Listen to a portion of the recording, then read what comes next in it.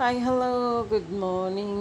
చూడండి, అదంతా మనం కోసం చాలా కూర మనం అది వండుకుంటున్నాము. ఉల్లిపాయలు, అల్లం వెల్లుల్లి పేస్ట్ వేసాము, కూరలన్నీ వేసేసి సాల్ట్ వేసాము, పసుపు వేసాము.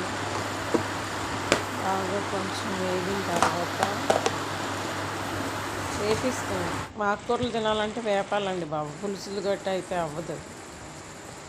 మామూలు మిర్చి తర్వాత కాశ్మీరీ మిర్చి కూడా వేస్తాం పౌడరు.